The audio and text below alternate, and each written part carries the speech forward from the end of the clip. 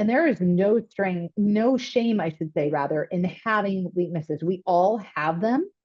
The best and strongest leaders are the ones that are able to call them out and find people who can compensate for them and come in and be a part of their organization. All right. I'm Rebecca Hay, and I've built a successful interior design business by trial and error, podcasts, online courses, and so many freaking books. Over the last decade, I've grown from an insecure student to having false starts to careers, and now I'm finally in the place where I want to be. Throughout my journey, it's been pretty obvious that I'm passionate about business and helping other entrepreneurs do the same. Each week, I'll share tangible takeaways from my own experience and the experiences of other badass women to help you build your confidence and change your business. Welcome back to Resilient by Design, Katie. It's been a while. I'm excited to have you here. I'm so excited to be here. We have the best conversations. I feel like it's just like coffee hour, and I have a coffee in one hand and a glass of wine in the other, and we get to talk all the things, and I love it. So we're going to be a little loopy at the end. Yeah. Yeah. Poor body's like, are we going up? We going down? Like, what are we doing over here? Yeah. We're just keeping it even keel over here. Yeah. Well, I'm excited to have you because for those who are listening, we just finished an incredible conversation on Katie's podcast. You're going to want to hop on over there after this one. In that podcast, we talked a lot about the economy and what to do in a slow economy and what does that look like and some of the tactics that you could employ to get in front of the right clients. It was a great conversation. So please go listen to that one on Katie's podcast when you're done here today. Yes. And Rebecca, you give such good advice. So thank you so much for sharing that with our audience. Your audience is so lucky to have you. Like, great, outstanding, out of the box insights, which is, I think, what we need more of. And that's what we're here to do today, folks. So for everyone listening, Katie is going to bring it. I'll share some nuggets too, but we really wanted to talk about hiring. When is it time? How do you know when it's time to bring on help in your business? What if you are a solopreneur, or maybe you have one part-time assistant and you're feeling super overwhelmed, you're wearing all the hats? I want to have this conversation. We kind of started into this conversation at the end of your episode on your podcast, Katie, and it got me thinking that this is worthy of a whole podcast. So here we are. And I guess I may as well start off by saying, when did you, in your design business, realize that it was time to hire? Yeah, for us, it was a very definitive line. There's gray areas, and ours was very black and white when our largest client wanted to hand us 40 projects at the same time. And I had no other option. It was very, very apparent. That is very, very abnormal. I understand. I think in hiring, I want to just pick apart. Can we go back and pick apart that term for a minute? Because I think sometimes when we think about hiring, we think that it means that we are bringing on a full-time employee 40 hours a week. And there's this meltdown that happens of, oh gosh, I can't afford someone 40 hours a week. I don't know if I even need them 40 hours a week. And who would that person be? Because that's a huge hire. And I just want to say timeout. Like, take a deep breath about that. Yeah, big old fat timeout, not a half-time timeout, like a full-time timeout. Because there's so many different ways that you can now, quote unquote, hire for your firm. There are two amazing business brokers to the interior design industry. I've worked with both of them, and they are brokering fractional labor.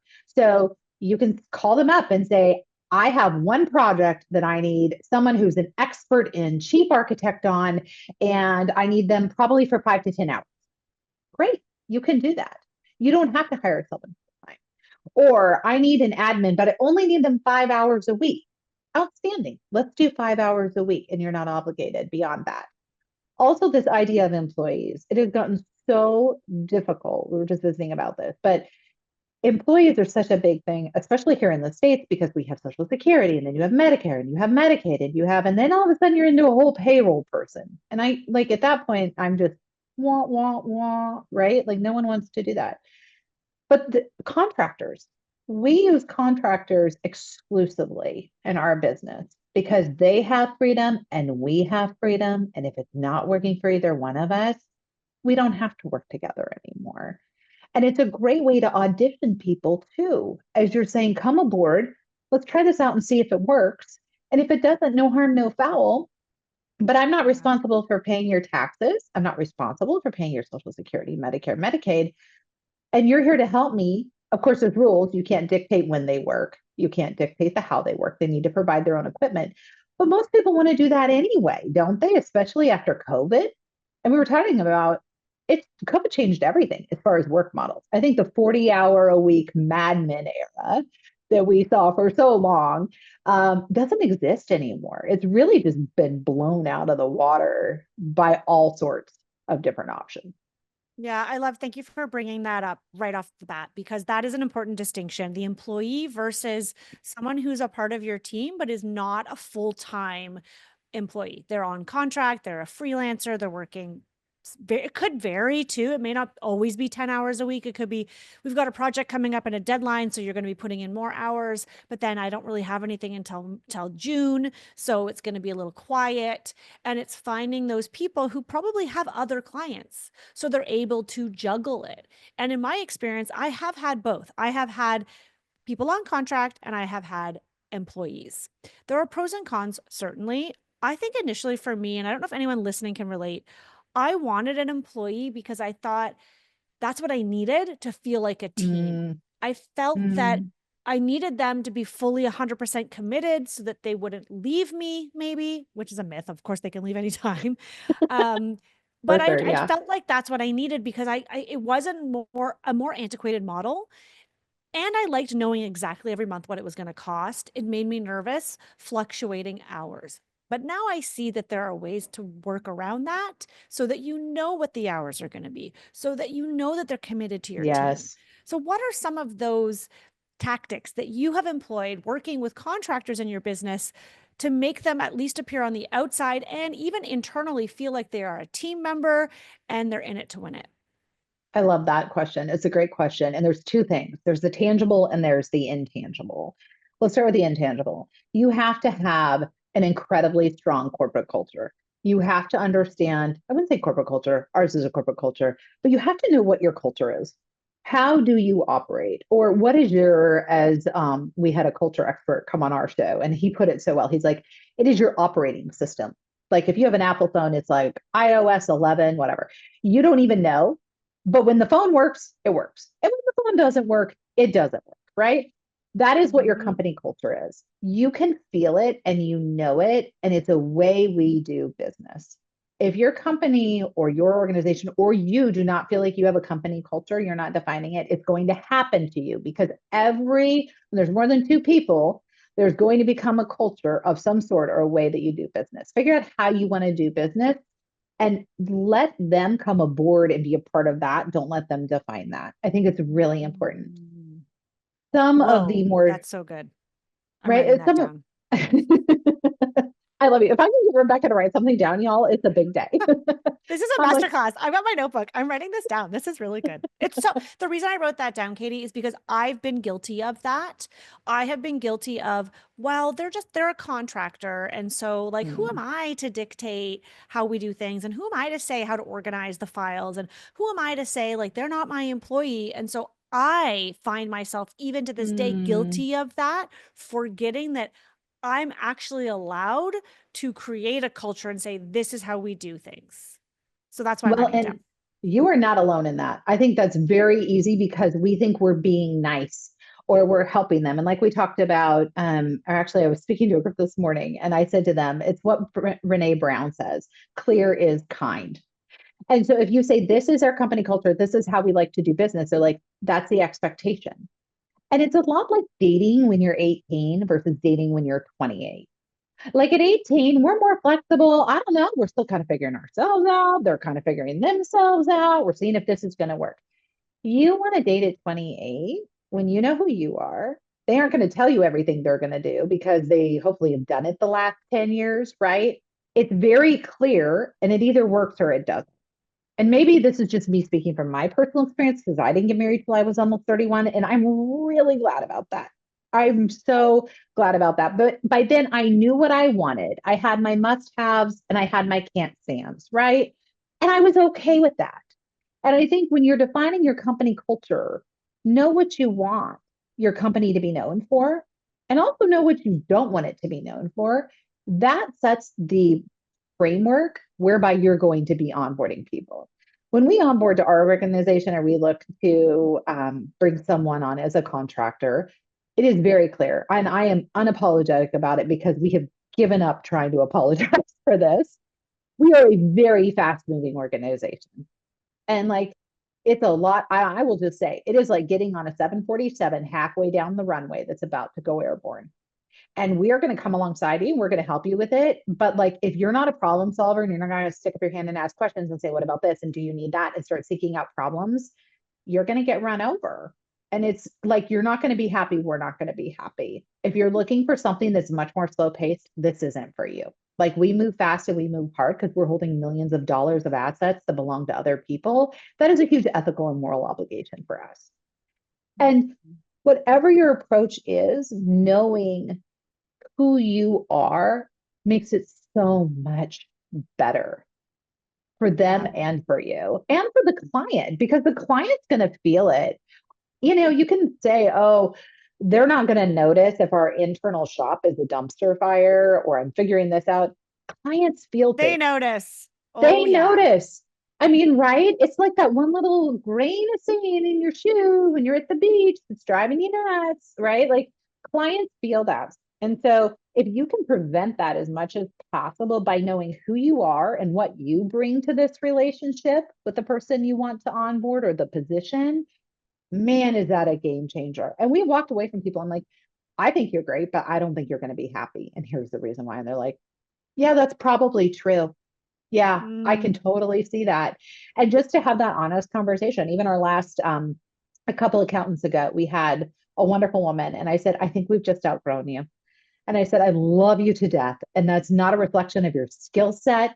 I said, we just need a shop at this point instead of a sole proprietor.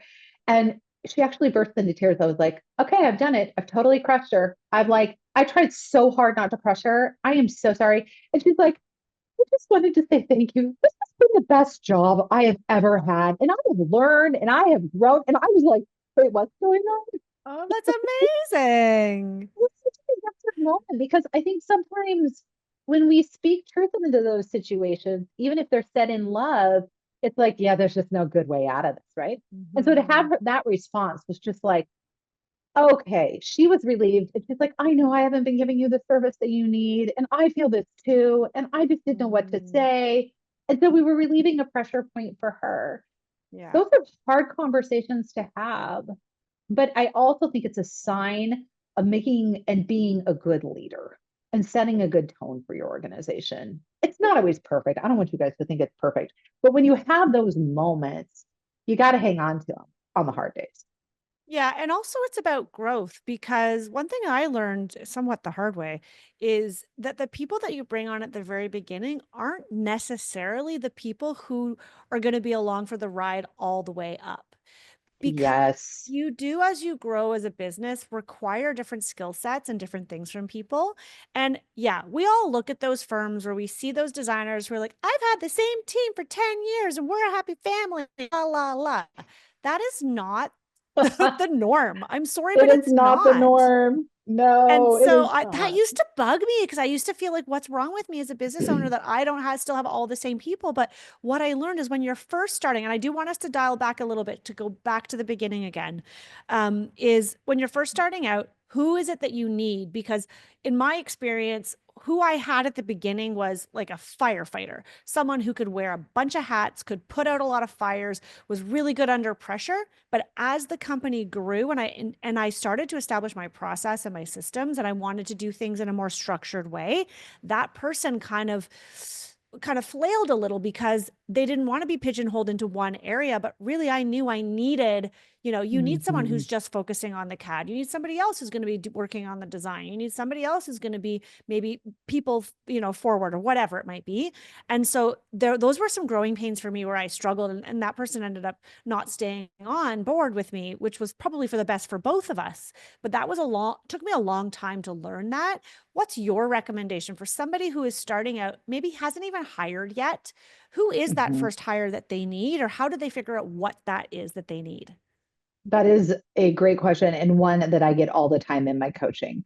My coaching clients, okay, I'm overwhelmed. What do I do? And I'm like, let's unpack that for a minute. Back to glimmers. What makes you happy and feel alive on the inside? Is it sitting there in CAD at quiet at night with a cup of coffee and you are so happy? Great. Then maybe you need to hire someone to be more the face of your organization. Are you like, oh my gosh, if I get one more email, I just can't do it. And I'm interrupted all day by my phone going off. I can't even get around to creating. This is driving me nuts. Then maybe you need an admin. Maybe you got a letter from the IRS and your taxes are in shambles. And you're like, oh gosh, I didn't realize I was supposed to be paying quarterly taxes. I do recall they sent me a letter last year saying it was my year of grace and that I was supposed to go quarterly this year. How did I miss that? Then maybe it's time to hire someone who's brilliant, whether it's a bookkeeper or a full blown CPA, who can handle your finances for you so you can make good financial decisions that propel your organization forward. It's never a cookie cutter answer, which I know isn't what your audience wants to hear. And I wish I could give you a better one. But back to knowing yourself, your culture, and your strengths and weaknesses. And there is no strength, no shame, I should say, rather, in having weaknesses. We all have them.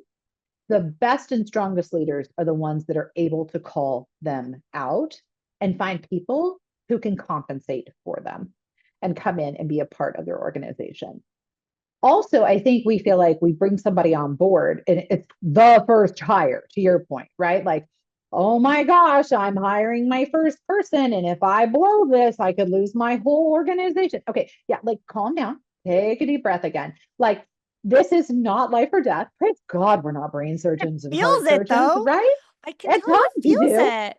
It It does. really does. But it's your baby, right? Like it's totally your baby. But I want to say that, like, just like think for any of you parents out there, think of all the mistakes you made as a parent. I remember when I trimmed my first child's toenails, one of them too short and she bled. I still am traumatized. I feel like the worst parent ever. That is She one was of the parents' crying. nightmares. Yep, yep. It is. She was crying. I was crying. Everybody was crying. She is now 10 years old and well adjusted fourth grader, and we are all fine. Like, give yourself that grace to also realize that, like, you might not get this perfect, but look back at how far you've come. And it hasn't been perfect, right? That's okay. And I love the story you shared because as you were sharing that, and you're like, the organization changed. She was happier. She didn't want to do processes as a firefighter, so to speak. And we needed processes. There are chapters in life, and there are chapters in Yes. your hires. And there is nothing wrong, just like on your bookshelf, having bookends. I talk to my coaching clients all the time. Oh, but I love her and I don't want to. I get that. Go to coffee with her, but maybe she's not the person that you need on your team anymore. That's a Yeah. hard conversation to have. Yeah, it But just is. like you don't expect a floral bouquet to live into perpetuity, there are life cycles to people in your I organization. love that. They're going to wilt and die, people. Get over it. It's gonna Tough happen. It's love, just Katie. life. I know. You can be like, that was the most morose conversation on Rebecca's You show. know what, What though, are you Katie? Like, talking about? hearing you talk right now is bringing up a lot of icky Mm-hmm. feelings for me from the early years. Like, Yeah. one day I can't wait to like share all the lessons I've learned from hiring, firing, losing people, like all of that. It still feels a little raw, to be honest. But Totally. I It's hard. the people pleaser in me who doesn't want to hurt someone's feelings, that Yeah. girl who would stay with her boyfriend for like years too long because she didn't want to break up with him to hurt his feelings, that Rebecca then popped up again as a business owner. And I don't know if Yeah. anyone listening can relate to that, but I had a really hard time letting people go. It was like I kept trying to find a way to work, or maybe they should be in this role. Or even though my gut knew it was time to move on, Yes. I did not want to hurt their feelings. I did not want to upset them. I did. It's you got to get over that, because I wish I'd gotten over that sooner. It would have saved me a lot of agony and, quite frankly, a lot of tears. My husband used to say, "Why do you get so emotional?" Like, one of my first hires ended up leaving. She was one of my first Mm, hires. Like, come on, I'm working out of a spare bedroom in my house, right? I've got one child sleeping down the hall, and I have one on contract person who I could barely afford to pay for. And then she said she was leaving me to go work for another designer. Well, oh my God, you would have thought that my husband just left me. Like, I was yes, so it feels freaking that way. upset. But Yes, there's but it always someone worked. else. And it You're was for still the here. best.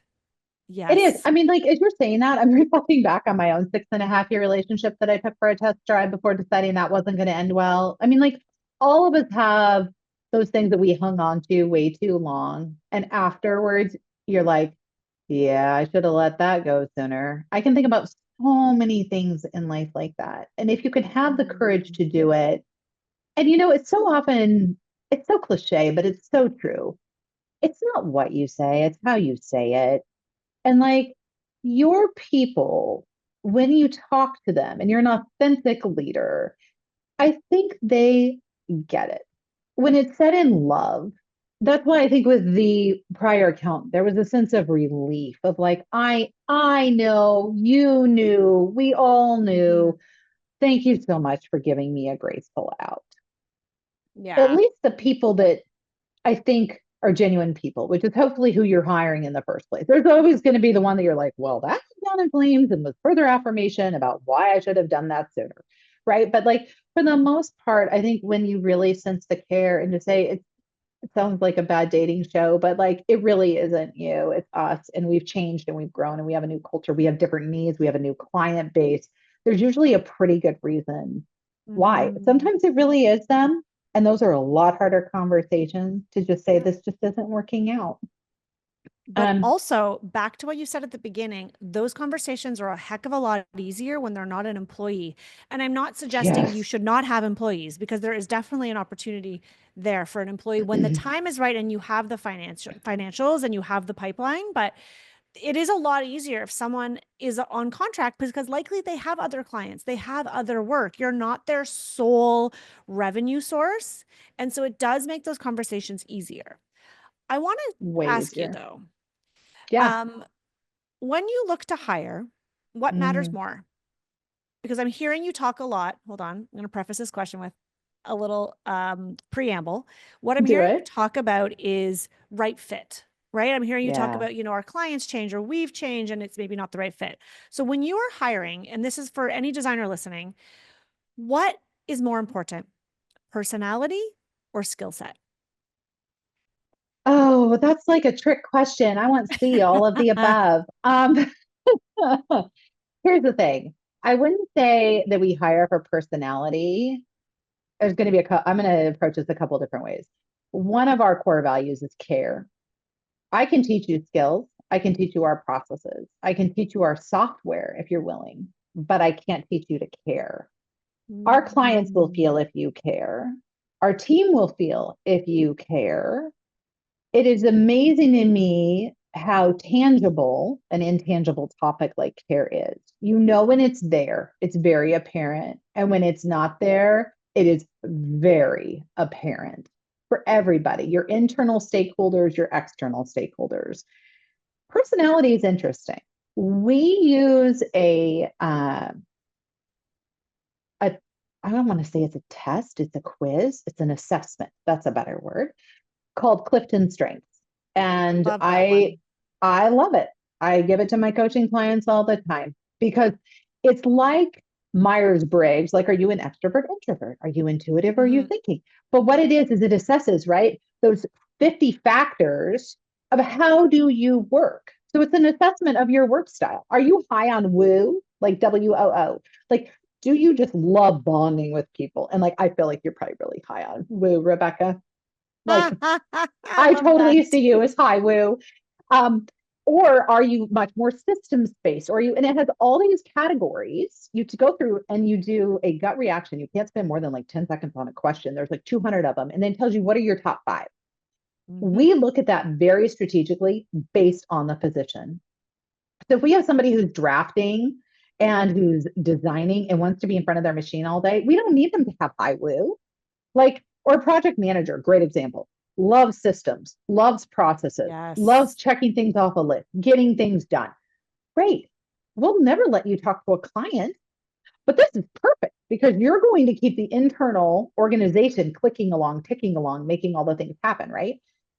So if we're looking to hire a client facing and like a hand holder and a problem solver and I'll take your call when we need a very high level of woo, right? Mm-hmm. And so we put everybody through that before we'll even consider hiring them. That's A interesting. I hundred love that. percent. I've heard of people doing assessments for skills, right? So here I'm going to give you this. Yep. Can you mock up this CAD, or can you do this 3D, or can you do an email example? Yeah. Um, but this is I know bigger organizations do that. I always felt like that was a bit of a bold, ballsy move to ask someone to do a personality test. At what point in your process, your hiring process, do you ask them to take that test or that assessment? If I've met with them and I think they're a good fit, I feel like there's so much communication that happens just sitting here doing this, which is why like I love sitting with you. Like it's just so easy, right? Like we just gel, we can have Mm-hmm. the conversation. It's just very natural. 93% of communication is nonverbal. This is what my undergraduate degree is in. Sitting here doing this, like you can get a really good read on people. Like, do you really know what you're talking about? Or walk me through how you did this project. So we make sure, to your point, that they have the skills, right? Like, Mm-hmm. show me in your portfolio, what pieces of this project did you actually do? Did you source it? Did you Right. draw it? Did you like, I think that's immensely helpful to be able to do that. When we're like serious about onboarding them, when I'm like, okay, you seem like a good fit, you have the skill set, but do you fit who we are? That happens next. Okay. I And love that. then, and there's been times we don't. We haven't hired based strictly off Clifton strengths because I'm like, they look at, they do it, you could do anything for 90 days, right? Like that's it's a standard in hiring practice that you're on a probationary period for 90 days in Yeah. most corporations, right? Because you can fake anything for 90 days. We have found that we've been able to expedite that 90 days a lot faster by simply doing this because I can show up to an interview and I can be as amazing and dynamic as you want me to be. But like when Mm-hmm. I see your Clifton strengths. And it's not like their weaknesses, it's just what are your aptitudes? It's not a wrong answer. But Mm-hmm. then this is like, oh, this is who you really are. Now, is that really a good fit for the position we need you in? Mm-hmm. And we have found sometimes it's really not. There's one time, and it always takes one time, right? Where I was like, we're going to try it. I'm not sure that Clifton is right. I just am not. Yeah. And I roll my eyes at myself because 90 days, it was literally almost 90 days to the day. Our project manager called me and I'm like, do you feel like the wheels are coming off this bus? And she's like, yeah, I sure do. And I'm like, yeah, agreed. And we're like, gosh, darn it, why is that thing so accurate? But Gallup runs it, which is one of the largest polling organizations in Yeah. general. And so the Yeah. amount of data they have to back it is just insane. And that can seem really cold and sterile, and I don't want it to at all. I think once again, you're not only saving yourself, you're saving them wasted time of being in a position where they would just hate it. It would be like me being an Mm-hmm. accountant.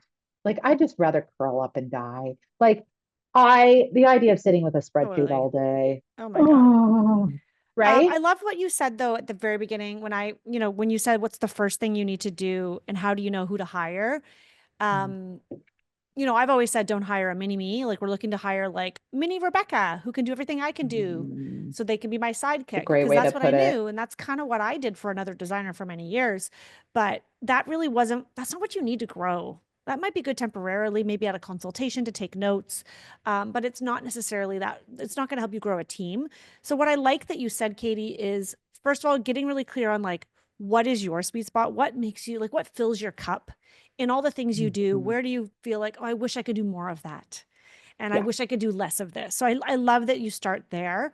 From there, though, is there, and I'm going to ask this question. This is, I've never asked this before, so get Oh, ready. I'm so excited. Is there an amount of money that a designer should have, whether incoming from Mm. projects or in the bank before they go from a part-time hire to either another part-time or more hours? Like, I feel like the finance piece holds a lot of us back from that next hire. How do we go from one person to two, three plus?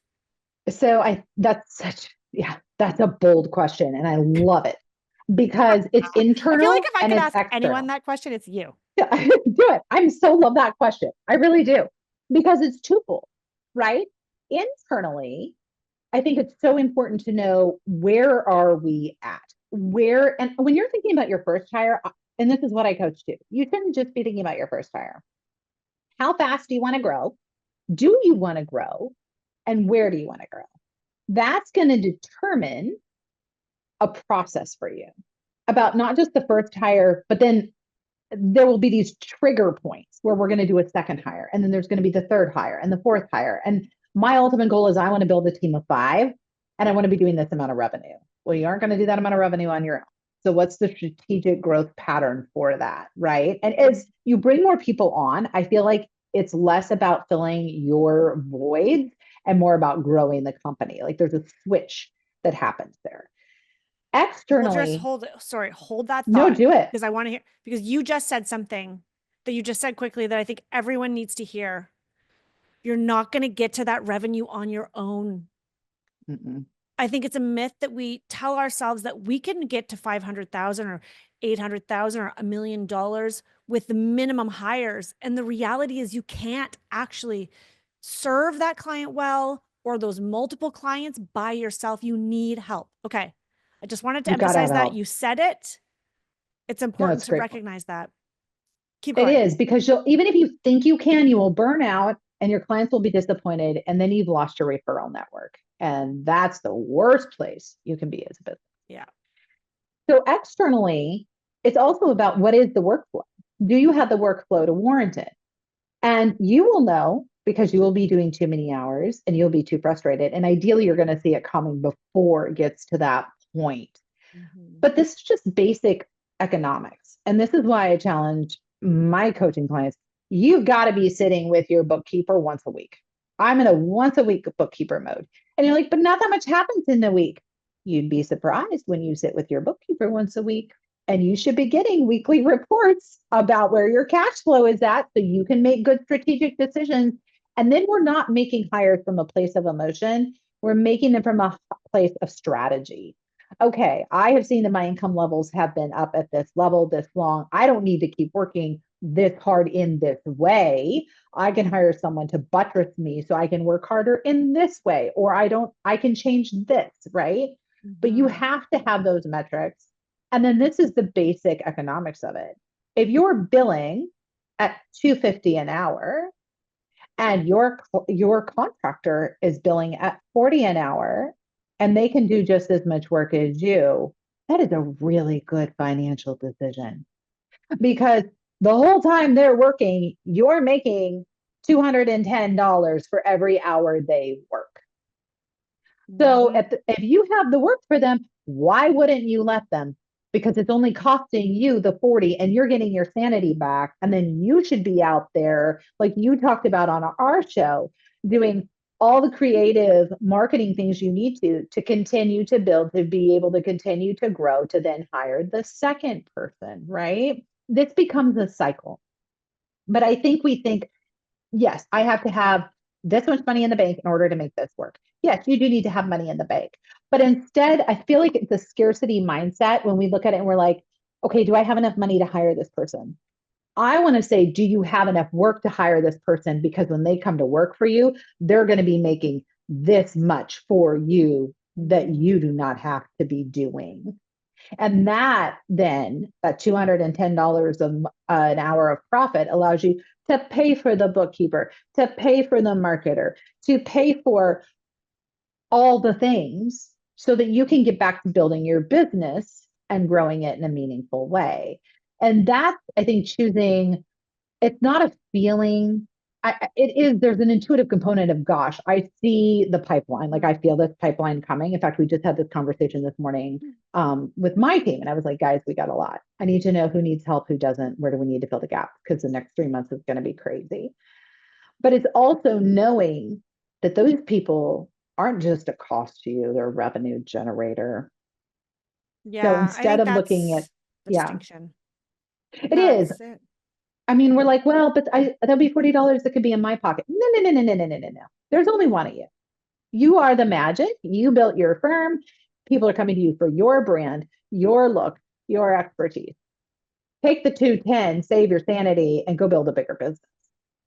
And one thing I can say, just as an add on to that, is boy, does it kick your butt into gear, into high gear, when you know you now have great people that you Mm-hmm. want to bring the work in for. There's Mm-hmm. something about having even just a couple of people, not even full Yes. time, like on your team, that Yes. this is what I saw. It pushed me to hustle a little bit harder in the marketing because what I Mm, found, and actually I talked about this recently somewhere, and what I found was when I was on my own, maybe with just like a part time assistant, and work started to come my way, I started to panic because mm, I felt overwhelmed because I was still doing most of it. And let's face it, I had an assistant, but I was like, I'll just do it faster or I'll, it was like that early years. And I almost didn't want the business. It was this funny place to be where it's like, I want that project, but I don't really want it because that just means more work and more yeah. time. And all I could see was the heaviness. And so I didn't Mm. actively treat those leads the way I probably could have. I may have Oh, lost I some love through the that. cracks Yeah. because I really I wanted them but I didn't want them. It's this kind of weird catch 22 because I knew it would be very hard to serve those clients. And so I was stuck in that cycle. Once I started to have people on my team, and really Yep. once I took it serious and we were structured and had a process that every Yep. project followed, so my team could kind of move much more smoothly, I was freed up and excited about a new project because I knew that I didn't have to do all the work. That is a big change. And also I'm like, oh shit, Yes. like it cost me this much money to keep my doors open. I need to get a project that is no less than 20,000 in design fee. I need to get a project that's no less than fill in the blank. And so I would actually say no, or I was firmer with our minimum project spend because For I sure. knew my numbers, but I knew that I needed to cover me and all these people. So it actually kind of did bolster my confidence to Get up go and out go. after projects. Yeah. Yeah. I think there's a lot of people that can relate to that in so many ways. It can be intimidating to stand on the other side of it and be like, am I really ready to do that? The reality is yes. And there's a synergy that happens to have all those people, like you said, come into that space and be like, I gotta hustle. We gotta make this roll. We have an all remote team. We do a stand up every morning at 6:30 my time. So my day starts early because Oh, I we was have actually going to people. ask about meeting and cadence. So I'm glad you're going there. So I'm super curious how you manage this remote contract only team. So keep going. Well, it's kind of crazy. We're in every time zone. I want to say we're in every time zone. Maybe we're not in Mountain. We're in every time zone almost. But yeah. And so 6:30 my time AM, we're all on that call. And I'm not gonna lie, there is no shame in my game. And that there are days when it has been a rough night and I've had a kid crawl in bed with me. And sometimes I show up to that meeting in a bathrobe. And that sounds absolutely abominably horrible. I'm okay with it. And you know why? Because we're all there to do the hard work. And some days are just rough. But the reality is we show up, it sets the tone for the day. We go through the boards, the priorities. On Mondays, we go through all the projects, which is a whole nother meeting called the board meeting, literally. But on stand-ups Tuesday through Friday, it's what are the priority projects and where are they at for the week? And every morning we're touching those. Where are they at? What's this? What's that hiccup? It'll be Katie. I can't get a hold of this person. I just need you on the phone with them for they are not listening to me. Gotcha. I totally got you. I'll pick up the phone and call them. It is removing all the speed humps for the day and it's back to culture and tone again. Everyone has their marching orders. They know what they're going to do. Now, when did they do it and how they do it? It's completely up to them because they are contractors. But the company culture is strong enough that we have the expectation it's going to get done. And that's very fair for contractors. There can be deadlines, there can be due dates, and there can be expectations. How you do it, when you do it, I don't care if you're up at 2 a.m.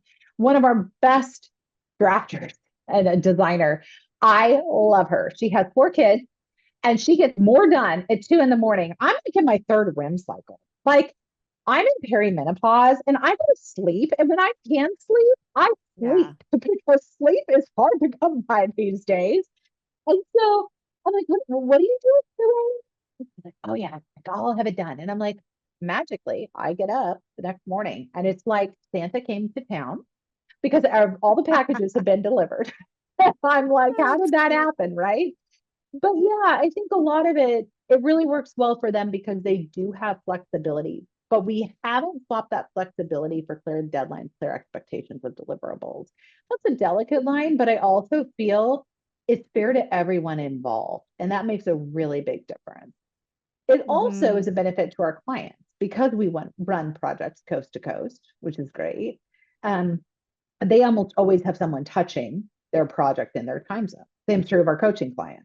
Like whether Mm-hmm. it's sending them their video of their coaching session, whether what here's the latest, blip that I put out about an actionable step for X, Y, or Z. All of that is going out almost, it's almost an around the clock organization that way. And it's nice. I don't think anyone feels overworked in that regard. It just so happens because of time zone. It's one of the benefits, which I think is kind of Mm-hmm. cool. Yeah, very cool. I would say though, for someone Yeah, push starting back. out, Yeah, I don't know that I would look for people in other time zones necessarily. I think when you're just fair. starting out and you're just starting to hire, having someone in a closer time zone is going to be a benefit because I think there could be a tendency for someone who doesn't have the boundaries that you've established, Katie, to leak into their evenings and their weekends. And I want to make sure that Hmm. hiring actually frees up your time a little bit and doesn't encumber you. And I have even seen internally for me, and I have people helping me in my business that are in California. I have someone in Yeah. Seattle. Like I have Yep. people across, and but those are people that I don't need to be in constant communication with, right? It's like a podcast editor or someone who can work in Totally. their own time. I think running an interior design firm with someone who is in another time zone, and it's not, I don't have projects in that time zone. Like if I have all my projects in Toronto, I don't necessarily need to be in Toronto, but you want to make sure that whatever their time zone is and that's going to work for you so that you can connect on at an hour that works. I I think that's agree. something to strive for. I think that's super cool, but I don't want anyone listening to think like, oh my gosh, now, because like there are people who are going to be better in every part of the world. Yeah, It's about finding what works for you. But I do think it's important to have a regular meeting cadence. I agree. When we had our in-person team, when everything before the pandemic, before we started to do this hybrid thing, we always had an in-person Monday status meeting and everyone Yep. had to be there and we all sat around the table. We went through project by project, who's on first, what's happening this week, how can we save each other time? Well, if Judy's going to like that tile supplier on Tuesday, well, can't she pick up your samples and bring them back as opposed to like turns out two of you were going to Yes. the same place just on different days, right? So it was like a lot of that coordination that had to happen. So that was very important. Yep. Um, but you need to have that regularity I of think that's the that key. cadence. Yeah. That is the key, is the regularity of it too. And I think your point about time zones is really well made. I would stretch on even 1 hour off. I will tell you, one of my greatest admins, she was an hour different than me. And what that allowed her to do is get up an hour before I came into the office and Mm. clean up everything. And that was like magic, right? Like she would get on my machine, sort all my emails, see all the voicemails that came in. Like, but I think you're right, especially because of the feelings that go around that first hire, have them close, whether that's close time zone, whether that's geographically close, whether that's culturally close, whatever that means that you feel you need to feel good, do that. And I love what you said about cadence.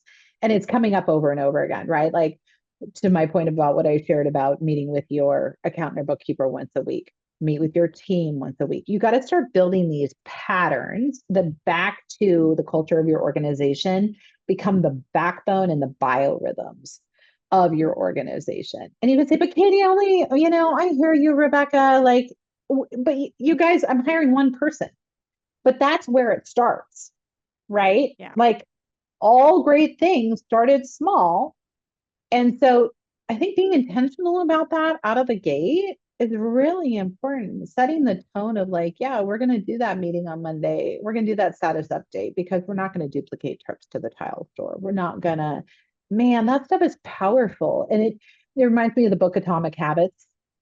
I love that book. And the power of 1%.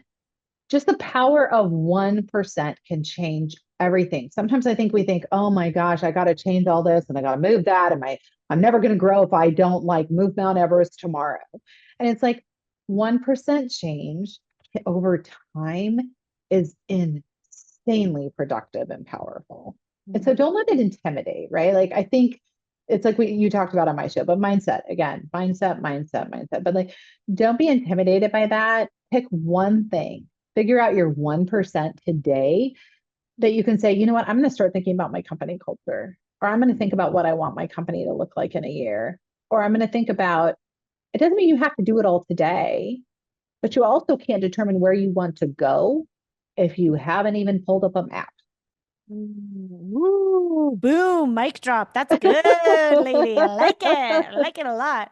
I What I'm love this stuff. hearing, what I'm hearing is it's progress over perfection all Every day long. time. Don't You let might the great be the decide, enemy of the good. exactly. You might decide, I'm going to make this higher. But guess what? It doesn't work out. At least you took a step forward. You might Yeah. decide we're going to meet on Mondays. But Mondays turn out to be super chaotic because the contractor's calling you and everyone needs to be everywhere. So you move it to Tuesdays. This is spoken Yep. from experience, right? You're going to be trial and erroring. You're going to be shifting. I try to set out at the beginning of the year, like, what does my ideal week look like in my calendar? And that's in Mm, the ideal scenario. But you know what? Maybe 6 months into the year, I'm like, you know what, that doesn't make sense. I don't want Wednesdays for design meetings anymore. I'd rather do them earlier in the week. I'm going to do them on Tuesdays. It is progress over perfection, but if you don't take a step towards doing something, you're going to be stuck in mhm. that limbo, in that indecision, in that I feel like I need help, but I'm not ready and I'm not ready. And you're just going to be like dragging your feet in the mud, you know? Yep. Yep. It's interesting. I had a coaching client who's like, oh, I dread marketing meetings. They're every Tuesday. And I was like, why do we dread marketing meetings? Well, the social media person doesn't get along with this person who doesn't get along with that person. And they're all creative, strong personalities and blah, blah, blah. Then why are we doing the meeting? Oh, because they all need to talk to each other. Can they talk to each other on your project management software? And can they tag each other? Can they still work it out? Can they still figure it out? And then can you do meetings when you need them, as you need them, when you think it's a good idea? Yeah. Okay. So maybe we test drive this for a month. Let's cancel a month worth of meetings. Let's see what it looks like. And then we're set. Yeah. Okay. And it's terrifying to cancel a meeting, right? Because you feel like you're letting go. Like all of a sudden it's like, this is going to descend into utter chaos and become Right. more to Nothing's the going to plot. happen. No one's going to know what's happening. Yeah. Totally, right? The end of the month. How's it going? Amazing. Really? You don't tell me more. We sucked all the personality out of it. Now it was just down to what are the solid deliverables. One was doing fine and more was getting done. And Mm. they didn't have to go to a horrible marketing meeting every Tuesday, right? So, like, to your point, man, agility is the heartbeat of any good organization. And really, the bigger you get, the harder it is to keep. Fight for it. Fight for it because your clients will feel it. Fight for it because you, as a owner, and all of your employees, contractors, whomever, will feel it too. If something isn't working, walk away, find a better way, and don't be afraid to say. I love what you said. Don't be afraid to say it's not working. That doesn't mean you're a failure. And fail faster. Figure out it isn't working faster, and then figure out what is the best path forward. You didn't learn to ride your bike because you were afraid. You fell off 100 times and then you soared. It's no different in business. I mean, everyone thinks it is, but it's not. It's just If like anything, learning to it's ride your it's bike. more in business, don't you think? Like Yeah. it's actually you're feeling more in business than you do in life because there's so many different things that are going on. You try this software, it doesn't work. Well, you get this bookkeeper, they don't get it. Like whatever it might be, you're constantly Yep. learning and growing. Okay, I could Yep. talk to you forever. So thank you I for this love you. conversation. This has been so wonderful. Uh, Agreed. so if anybody is looking to dive into listening to us chat like this more, please go back and listen to Katie's podcast. We will link it in the show notes. You can hear the conversation that started this whole deep dive. We really started it in a very different place, which is so cool. Yeah. It really Yeah. is probably like being a fly on the wall. So thank you. Thank you for doing this with me. And I can't wait to do Uh, this again in the future. my pleasure. It's such a good collaboration. And I think the value, I hope that your audience really feels like they've shown up to one of our coaching sessions, because like the value that they get by listening to your show is just huge. And thank you for the privilege and the honor of being on it. Thank you so much, Katie. At the end of my episodes, I always ask my Yes. guests to share a last nugget of wisdom. It could be something we already talked about that you just want to like really Mm, emphasize, or something we didn't get to touch on. What would be a nugget of wisdom to leave our designers with today? great question. So I was just in Arizona last week and I actually got some time by a pool with a book because my kids are now 8 and 10 and I can do that for like one hot minute. And I was reading Mel Robbins' Let Them. And I think it's so easy. Everything we've talked about, we can say, well, this firm is doing this, or that firm is doing that, or I'm not good enough to, or I should have, or why is my business not growing as much? And I think my golden nugget would be let them. And if that doesn't motivate you to make your own decisions to do what you want to do in your firm, then step back and ask why. Because you can't change them, but you can use them to empower you to move forward in the way that you want to build what you want to have your business serve you, not you serve it. Love that. Love that. Let them and let me. Yep. Get busy. You have a Wise great thing words. to offer the world. Go offer it.